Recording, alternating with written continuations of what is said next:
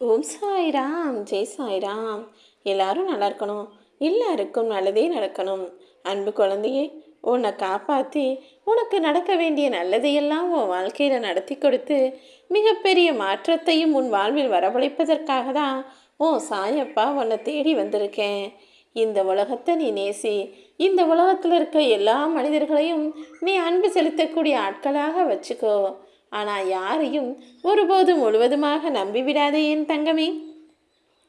இந்த உலகத்தில் நீ கண்ணால் பார்க்கக்கூடிய விஷயங்களையும் காதால் கேட்கக்கூடிய விஷயங்களையும் கூட ரசிக்க ஆரம்பிக்கலாம். ஆனால் ஒருபோதும் எல்லாவற்றையும் அடைவதற்கு ஆசைப்படாத. பார்க்கறதோடு நிறுத்திக்கோ. ரசிக்கலாம், ஆனால் ஒருபோதும் அது தனக்கு கிடைக்கணும், நான் அதை எல்லாவற்றையும் பெற்றுக்கொண்டு வாழ வேண்டும் என தவறான வழியில் யோசிக்காதே என் தங்கமே. ஓ சதையோடு ஒட்டியிருக்கிற உன்னுடைய நகங்களையே கூட நீ நிராகரிப்பு செய்து கத்தரித்து கீழே போடுகிறாய் தானே. அதே போலதான் உன் கூட கூட உன் மனசுக்குள்ளே இருக்கிற தேவையில்லாத விஷயங்களையும் நிராகரித்து தூக்கி குப்பையில் போட்டுட்டா உனக்கான நல்லதும் உன் வாழ்க்கைக்கு அவசியமானதும் நிச்சயமாக உன்னிடமே வந்து சேரும் என் செல்லமே. வறுமையில் கிடைக்கக்கூடிய அனுபவம் என்பது உனக்கு வயசான வரைக்கும் துணையாக இருக்கும்.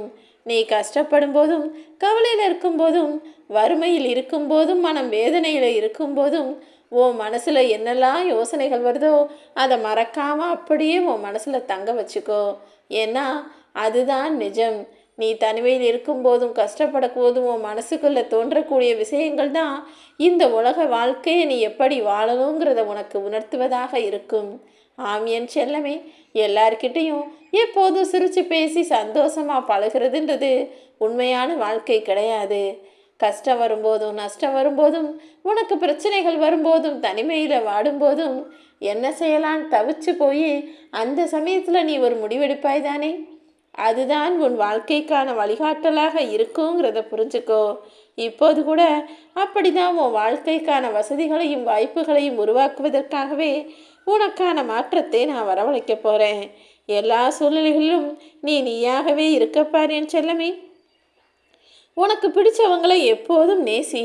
உன்னை பிடிக்காதவர்களையும் ஏன் நமக்கு இவங்களுக்கு பிடிக்கலன்னு அவங்களே மீண்டும் உன்னை தேடி வந்து பேசும்படி அவர்களையும் யோசிக்கவை என் செல்லமே. மொத்தத்தில் நீ எல்லாருக்கும் பிடிச்ச ஆளாக மாறதான் போகிற. ஆனால் அதற்காக நீ எந்த முயற்சியும் தனியாக செய்ய வேணாம். நீயா இருந்தாலே உன்னுடைய குணநலன்களை பார்த்து அவங்களே தானாக உன்னை தேடி வருவாங்க. உன்னை விரும்பக்கூடிய மனிதர்கள் உன் வாழ்விலேயே இருக்கட்டும். உன்னை விரும்பாத மனிதர்களையும் உன் குணத்தை பிடிக்காத மனிதர்களையும் உன் வாழ்விலிருந்து விலக்கி வைத்து விடு என் செல்லமே. உன் வாழ்க்கைங்கிறது எப்போதுமே உன் கைகளில் தான் இருக்குங்கிறத மறந்துடாத. யாரையும் எதற்காகவும் சார்ந்திருக்கவும் வேண்டாம், யாருடைய உதவியை நீ எதிர்பார்த்திருக்கவும் வேண்டாம். உனக்கு பிடிச்சவங்க பொய் சொல்லும்போது அதை பெருசாக நீ எடுத்துக்கிறதில்ல. ஆனால் உனக்கு பிடிக்காதவங்க ஏதாவது ஒரு சின்ன விஷயத்தை மாற்றி சொன்னாலும் கூட உடனே அதை பெரிதாக எடுத்து பூதாகரமான பிரச்சனையாக மாற்ற யோசிக்கிறாய் தானே. உன் மனசு எனக்கு தெரியும் என் செல்லமே. உனக்கு பிடிச்சவங்க பொய் சொன்னால் கூட அதை சிரித்து அனுபவித்து மகிழ்ச்சியாக ஏற்றுக்கிற. இதெல்லாம் ஒன்றுமில்லன்னு நினைக்கிற. அதே குணம் எல்லா சமயங்களிலும் எல்லா இடத்துலையும் இருந்தால் எதுவுமே உனக்கு தவறாக தோன்றாது என் தங்கமே. உனக்கு பிடிக்காதவங்க உண்மையே சொன்னாலும் கூட அதை ஏற்றுக்கொள்ளக்கூடிய மனப்பக்குவம் உனக்குள்ள இன்னும் வரலங்கிறத நான் பார்த்துக்கிட்டு தான் இருக்கேன். யார் என்ன சொல்கிறாங்கன்றது தான் முக்கியமே தவிர அதை யார் சொல்கிறார்கள் என்பதை பார்க்காதே என் செல்லமே. உன் வாழ்க்கைக்கான கேள்விகளுக்கும் குழப்பத்திற்கும் உன் சாயப்பா நான் பதில் கொடுக்குறேன்.